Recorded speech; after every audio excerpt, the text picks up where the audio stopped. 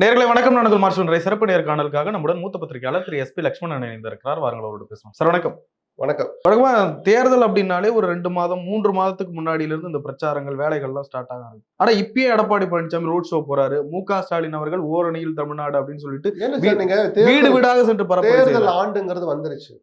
தேர்தலுக்கு எவ்வளவு நாள் இருக்கு? 8 மாசம் ஐ திங்க் மாசக்கணக்கு தான். ஓராண்டு இருக்குன்னு கூட நம்மளால சொல்ல முடியல. அப்ப இந்த மாதிரி வேலைகள்லாம் இனிமேல் எல்லா கட்சியும் தொடங்க செய்வாங்க. விஜய் படம் ஷூட்டிங் முடிச்சு 8 மாதத்துக்கு முன்னாடி இல்ல சுற்றுப்பயணங்கிறது இந்த மாதிரி விக்கிரவாண்டி தொகுதியில் எங்கள் கட்சியினுடைய வேட்பாளர் ராமசாமிக்கு இந்த சின்னத்தில் அப்படின்னு ஏதாவது கேட்டாரா? இல்ல. எடப்பாடி கேட்டாரா? இல்ல. ஸ்டாலின் ஏதாவது ஓரணியில் தருவான்னு உறுப்பினர் சேர்க்கை நடந்துட்டு இருக்கே தவிர திண்டிவனத்தில் எங்கள் கழக வேட்பாளர் இவருக்கு வாக்களிங்கள்னு அந்த நோட்டீஸ்ல இருக்கா? அதுதான் தேர்தல் பிரச்சாரம். இது தேர்தல் களத்துக்கு தயார்படுத்துகிறதுக்கான ஒரு சில வழக்கமான ஒரு கட்சி ஒரு ஸ்டைல்ல செய்வாங்க. அது ஒரு செய்யறாரு, அவ்வளவுதான். இல்ல வழக்கமான பரபரப்பு தான் இருக்குன்னு பாக்குறீங்க. கூடுதல் பரபரப்பு இருக்கு. ரொம்ப முன்னாடி நீங்க வார்த்தை என்ன வேணாலும் போட்டுங்க சார். தேர்தல் ஆண்டு தொடங்கி விட்டது. அதுல எத்தனையோ நிகழ்வுகள்ல இது ஒரு நிகழ்வு. ஒரு கட்சி ஒரு தலைவர் ஒரு ஸ்டைல்ல அதை செய்யறாங்க. பூத் கமிட்டி கூட்டம் திமுக எப்பயோ தொடங்கிட்டாங்க. ஓராண்டுக்கு முன்பாகவே தொடங்கிட்டாங்க. தேர்தல் வர்றதுக்கு ஒரு வருஷத்துக்கு கூடுதலா காலம் இருக்கிற போதே பூத் கமிட்டி கூட்டத்தில் பூத் கமிட்டியோட வேலை என்ன? தேர்தல் அன்னைக்கு வாக்காளர்களை அழைத்து வந்து இந்த வீட்டுல யார் இருக்கா, யாரோட ஓட்டு, அவனை கூட்டி யாருன்னா அவனை கூக்க வேணாம், கொடுத்துற காசு இவனு கொடுக்க வேண்டாம், கொடுத்தாலும் போட மாட்டான், இல்ல ஒரு போடலாம் பரவாயில்ல ஒரு காசை கொடுங்க, பத்தியா சொன்னா அதுதான் பூத் கமிட்டி வேலை. இந்த வேலை எப்ப தொடங்குறாங்க? 1.25 வருஷத்துக்கு முன்பாகவே தொடங்கின கட்சி திமுக. சோ எல்லாரும் அவங்கவுங்க ஸ்டைல்ல தேர்தலை நோக்கிய வேலைகளை செஞ்சுக்கிட்டு தான் இருக்கிறாங்க. விஜய் எடுத்திருக்கக்கூடிய அந்த பாணி எப்படி பாக்குறீங்க? எந்த பாணி? நான் தான் முதலமைச்சர் வேட்பாளர், தனிச்சையா தான் தப்பு இல்லையே. ஒரு வளர்ற கட்சிக்கு அதுதான் சரின்னு தானே நான் தொடர்ந்து சொல்றேன். ஆனா அப்ப கூட அதிமுக மீதான விமர்சனத்தை வரைக்கும் விமர்சிங்க, அதிமுக கிளிங்க நான் சொல்லல. எதிரிகளை அடையாளம் காட்டிட்டே இருக்கிற போது ஆட்சி அடுத்து நாங்க தான் சொல்ற அதிமுக பத்தி நீங்க ஒரு வார்த்தை கூட பேசலைன்னா உங்களுடைய பார்வையில் கோளாறுன்னு தான் நான் சொல்லுவேன். ஒரு ஓரமா தட்டிட்டு போனாரு. ஏன் அப்ப எடப்பாடி முதலமைச்சரா தான் உங்களுக்கு பரவாயில்லையா? அந்த விஜய் பார்வையில இருந்து நான் கேட்கிறேன். நான் ஒரு தாவேக்கா தொண்டன், நான் என்ன கேட்பேன், என்ன எடப்பாடி முதலமைச்சராவேன்னு சொல்றார், தலைவர் அவரை பத்தி பெருசா சொல்லல, அப்ப அவர் முதலமைச்சரா வர்றது தலைவர் விரும்புறாரோ? எனக்கு ஒரு சந்தேகம் வருமா வராதா? உங்க கட்சி தொண்டனான எனக்கு சந்தேகம் வருது. வளருகிற உங்கள் கட்சிக்கு நல்லதா? இந்த சந்தேக போர்வை தானே போர்த்தி கொள்கிறார் விஜய். அது அவருக்கு நல்லதில்லை என்று சொன்ன ஒண்ணு. வளருகிற ஒரு இயக்கம், இதுவரைக்கும் எந்த தேர்தலையும் சந்திக்காத ஒரு இயக்கம், தேர்தல் களத்துக்கு வர்ற போது வருகிற முதல் தேர்தல்ல களம் இறங்குவதுதான் நல்லதுன்னு நினைக்கிறேன். கடந்த நாடாளுமன்ற தேர்தலில் அவர் மிஸ் பண்ணார். ஏன்னா அப்போ ஒரு அடிப்படையா எந்த வேலையும் கூட நடக்கல. தப்பு இல்லை, புறக்கணிச்சதுங்கிறது கேட்டகரியில போயிடுச்சு. களமிறங்கி கட்சி தொடரணும்னா யாரோட போய் சேர்ந்துடணும் நினைக்கிறது, அது பதவி ஆசைன்னு ஒண்ணு, அல்லது தன்னம்பிக்கையின்மைன்னு 2, இல்ல தன் பலம் தனக்கு தெரிஞ்சு போச்சு ஒண்ணு பப்பு வேகாதுன்னு கிராமங்கள்ல பேசுற மாதிரி அந்த 3 பலவீனங்களை அது அமலப்படுத்துமே தவிர, வளர்கிற ஒரு கட்சி நாங்கள் ஒரு அணி அமைப்போம், எங்கள் தலைமையில எங்கள் கட்சியினுடைய தலைவர் தான் முதலமைச்சர் வேட்பாளர்னு சொல்றது மிக நிச்சயமாக அந்த கட்சி தொண்டர்களுக்கு ஒரு நம்பிக்கை தரும். யாராவது ஒரு மாற்று வரமாட்டாங்களான்னு காத்துக்கிட்டு இருக்கவங்களுக்கு ஒரு சின்ன வெளிச்சக்கீற்று மாதிரி தெரியும். சீமான் அப்படிதான் பார்த்தாங்க, விஜய் அப்படிதான் பார்த்தாங்க, ஒரு காலத்துல விஜயகாந்த் அப்படிதான் தமிழ்நாட்டு மக்கள் பார்த்தாங்க. ஒரு செக்டர் அந்த ஒரு 10% அப்படியே ஃப்ளோட்டிங்ல இருப்பாங்க. அது இப்போ பிரிச்சதுனால 10ன்னு நான் சொல்றேன். இவங்களெல்லாம் கூட்டி பார்த்தா ஒரு 30% வாக்காளர்கள் தமிழ்நாட்டுல எப்போதுமே ஒரு மாற்றம் யாரும் வரமாட்டாங்களா, மாற்றத்தை எந்த தலைவனாவது தரமாட்டானான்ற ஒரு ஏக்கத்தை இருந்துகிட்டே இருப்பாங்க. அந்த 30% தான் இந்த 2 திராவிட இயக்கங்கள் அவர்கள் தலைமையிலான அணிகள் பெறாத, அவர்களுக்கு வாக்களிக்க விரும்பாத அந்த 30-35% வந்துட்டே இருப்பான் பாருங்க. இதுதான் காரணம். அப்ப அந்த மாற்றத்தை எதிர்பார்த்திருக்கிற மக்களுக்கு, இளைஞர்களுக்கு, இளைஞர்களுக்கு தான் பிரதானமாக முன்னிலைப்படுத்தப்படணும்னா விஜய் கிட்ட இருந்து இன்னும் கொஞ்சம் வெளிப்படைத்தன்மையும் நேர்மையும் இருக்கணும்னு நான் எதிர்பார்க்கிறேன். இல்ல அவரு இந்த ஒரு இதை முன் வச்சுட்டாரு, அது அவருடைய கட்சியின் வளர்ச்சிக்கு உதவுறது, வெற்றிக்கு உதவுமா? அதை பொறுத்திருந்து பார்ப்போம். இப்பவே நீங்க சீல் கத்தி கொடுத்துருவீங்களா, விஜய் தோல்வி அப்படின்னு கொடுத்துருவீங்களா? அது ஜனநாயகத்துக்கு நல்லது இல்ல. அந்த துணிச்சலை முதல்ல பாராட்டணும்.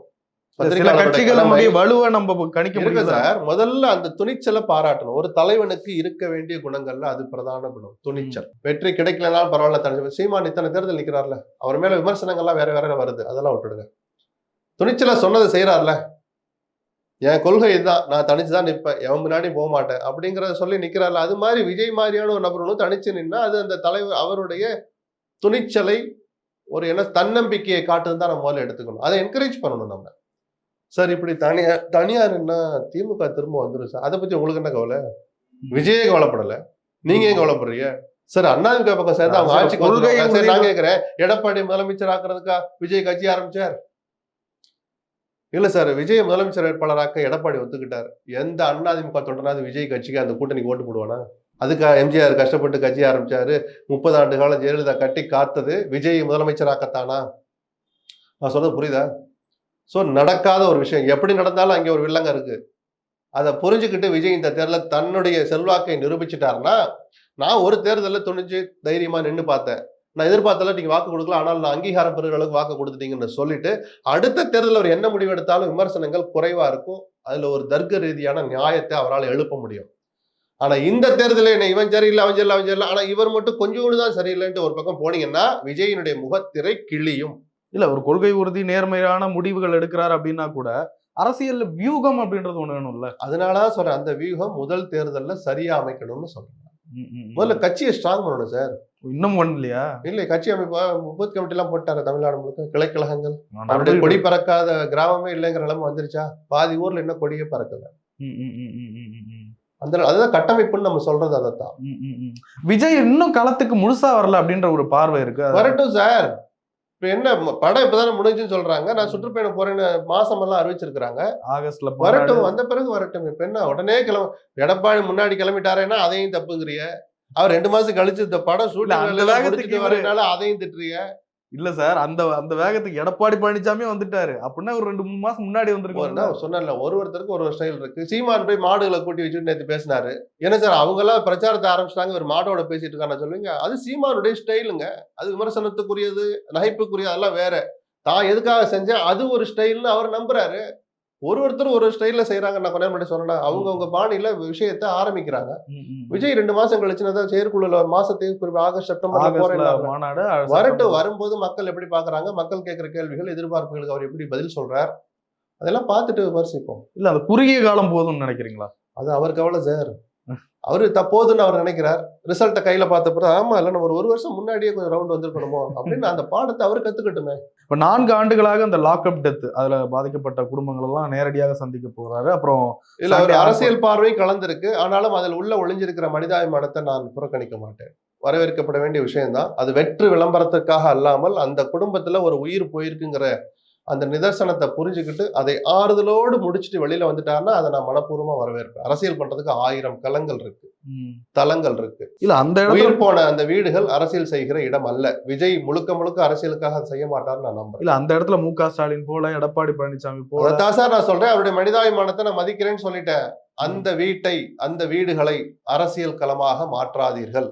அப்படி மாற்றினால் நீங்கள் போன நோக்கம் நல்லதா இருந்தா கூட அதுவும் விமர்சனத்துக்கு உள்ளாகும். அப்படி அதை கொச்சப்படுத்திடாதீங்க. நான் விஜய் மட்டுமல்ல எல்லோரையுமே கேட்டுக்கிறேன். விஜய் மீது போர்த்தப்பட்டிருந்த அந்த பாஜக போர்வை, ஒட்டப்பட்டிருந்த பாஜக சாயம் எல்லாம் கரைஞ்சிருச்சுன்னு நினைக்கிறீங்களா? இல்லையா, அது இன்னும் அதாவது கரையுதா கரையிலையா, எவ்வளவு தண்ணி அவர் மேல ஊத்துனாங்க, அவர் எத்தனை போர்வையை போத்தி வச்சிருக்கிறார், இதையெல்லாம் நம்ம தெரிஞ்சுக்கிறதுக்கு இன்னும் பல நிகழ்வுகள் நடக்கணும். பொறுத்திருந்து பார்ப்போம். அவர் எடுத்த முடிவுகள் அவர் இல்ல இன்னும் அப்படியே பெரிய எத்தனை முடிவு எடுத்துட்டாரு சார்? முடிவு எடுத்திருக்காரு. கொள்கை எதிரியோட கூட்டணியில. அதனாலதான் அந்த கொள்கை எதிரியோட கூட்டணியிலன்னு சொல்லிட்டு அந்த பிஜேபி அதிமுக கூட்டணி தொடர்கிற போதே அந்த அணிக்கு அவர் போறாரா போகலையா, இல்ல பிஜேபியை கட் பண்ணுங்க நான் வரேன்னு சொல்றாரா சொல்ல மாட்டாரா, இதெல்லாம் எப்ப தெரியும்? இதை சொல்லிட்டு என்ன சொல்லியிருக்காரு சார்? பிஜேபியோட இல்ல அதிமுக ஒரு வாரத்துல அடிச்சுட்டாரு. அதான் சார் என்ன செய்ய போறான்னு எப்ப தெரியும் நமக்கு? எப்ப சார் தெரியும்? தேர்தல் சமயத்துல. அப்ப பேசிக்கலாம். இல்ல முடிவுல மாற்றம் இருக்கும்னு நினைக்கிறீங்களா? அரசியல்வாதி யாரையுமே நம்பாதீங்க சார்.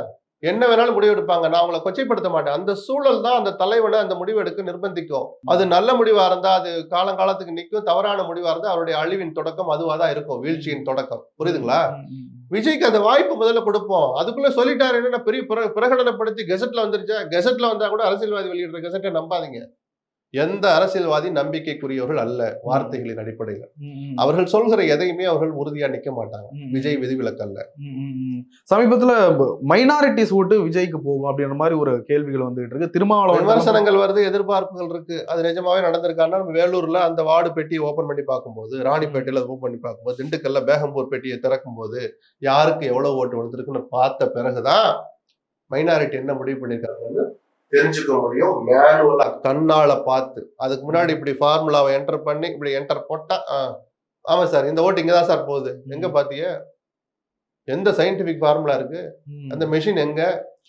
இஷ்டத்துக்கு 1000 சொல்லிக்கலாம். இப்போ சிறுபான்மையினர் ஓட்டு அதிமுக கிடைக்காது நம்ம சொல்றோம். ஒருத்த கூட போட மாட்டானா? அதிகபட்சம் 20% பேர் அதிமுகவுக்கும் ஓட்டு போடுவாங்க. ஏன்னா சிறுபான்மையினரும் அந்த கட்சியில் நிர்வாகியா இருக்கு. அவன் குடும்பம் போடுவான், அவங்க சொந்தக்காரன் போடுவான், மாமா நிக்கிறாரு, அத்தா நிக்கிறாரு, யாரோ நிக்கிறாங்க, உறவுகளுக்காக, நட்புக்காக ஏதோ ஒரு கொள்கை பிடிச்சு போய் அந்த கட்சி பிடிச்சு, எம்ஜிஆர் பிடிச்சு, ஜெயலலிதா பிடிச்சு, எடப்பாடியை 4 பேருக்கு பிடிச்சு அந்த கட்சிக்கு ஓட்டு போடுற முஸ்லிம்ஸ் இன்னைக்கும் இருப்பாங்க. திமுக தான் போகும்னு சொல்லி பெருவாரியானங்கிற வார்த்தையில ஒளிஞ்சிருக்கு. இதெல்லாம் ஒரு யூகம் தான். பெட்டியை திறந்து பார்க்கட்டும், அது நிஜமா நம்ம பேசலாம் நிஜம்தானா? இந்த ஓட்டு அங்க போயிருக்காங்க. இப்படி காலனின்னு நம்ம சொல்றோமே, அந்த பட்டியலினத்தவர் வசிக்கிற பகுதிக்குன்னு ஒரு வார்டு இருக்குன்னா நான் தெரிஞ்சுக்கிறதுக்காக சொல்றேன், அவர்களை தனிமைப்படுத்துறதுக்காக சொல்லல. இவங்க யாருக்கு ஓட்டு போட்டிருக்காங்க? இவ்வளவு நாளா விடுதலை சிறுத்தைக்கு போட்டுவிட்டது. இப்ப 1000 பேர் இருக்கிறா, இது வரைக்கும் 700 பேர் சிறுத்தைக்கு போட்டுட்டு இருந்தான். அந்த வார்டுல தேர்தல் முடிஞ்சு 2026 மே கடைசியில எண்ணும் போது, ஜூன் ஃபர்ஸ்ட் வீக்ல எண்ணும் போது, அந்த வார்டை தேர்தல் பார்த்தாதான் 700 பேர் விடுதலை சிறுத்தைக்கு போட்டோம், 700 பேர் அப்படியே போட்டிருக்கான்பா. இல்லப்ப என்ன 300 பேர் குறைஞ்சு 400 தான் வந்திருக்கு. அந்த 300 எங்க போயிருக்கு பாரு, விஜய்க்கு போயிருக்கு, திமுகவுக்கு போயிருக்குன்னு திறந்து பார்த்த பிறகுதான் சார் தெரியும். அது வரைக்கும் மனமோன பேக்கில் அவருடைய ஆசைக்கு என்ன வேணாலும் சொல்லிக்கிட்டோம், அவங்க நிம்மதியை கெடுக்காதீங்க, சந்தோஷப்பட்டுக்கிட்டோம். எங்கள் கூட்டணிக்கு புதிய கட்சிகள் வரும்னு ஸ்டாலின் சொல்றாரு, அதை எப்படி பாக்குறீங்க?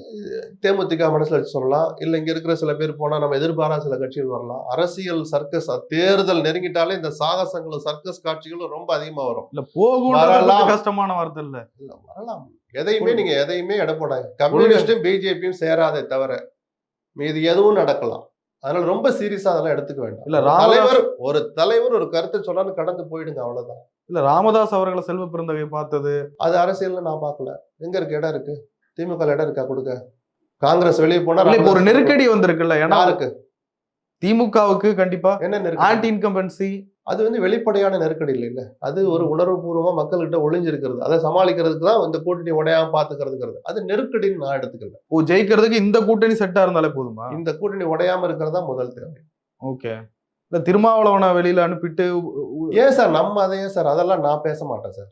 நீங்க 1000 கேட்டாலும் நான் ராமதாஸ் இருங்க சார். செல்வ பெருந்தகை இந்த கருத்து சொன்னாரு சார். என்னன்னு திருமாவளவன் வெளில போறதுன்னு சொல்லல, சொல்லுங்க. ராமதாஸ் உள்ள வரணும்னு சொன்னாரு. அதாவது 2 பேரும் ஒரு கூட்டணியில இருக்கிறது நல்லது, இணைந்து பயணிக்கணும்னு சொன்னாரு. இருவரும் ஓரணியில இருக்கணும்னு சொன்னார். ஆமா, சரிதானே? அது சமூக ஒற்றுமைக்கு வழிவகுக்கும்னு சொன்னார். திமுக கூட்டணிக்கு ராமதாஸ் வர வேண்டும் அப்படி சொன்னாரா? இல்ல. அந்த கருத்தை சமூக ஒற்றுமைக்கான ஒரு கருத்தா கடந்து போயிடணும். அதை பிராக்டிக்கலா யோசிச்சு பார்த்தா முதல்ல பாதிக்கப்பட போற கட்சி எது தெரியுமா? காங்கிரஸ் தான். காங்கிரஸ் வெளியே போனாதான் அந்த எண்ணிக்கைக்கு ராமதாஸ் கொடுக்க முடியும். ராமதாஸ் அந்த எண்ணிக்கை கொடுத்தாதான் வருவாரு. நான் சொன்ன அர்த்தம் புரியுதா? அதனால நடைமுறை சாத்தியமற்ற அந்த விஷயத்தை இப்ப அதுக்கு மேல விவாதிக்கிறது தப்பு. பிரயோஜனமே இல்லை, டைம் தான் வேஸ்ட்.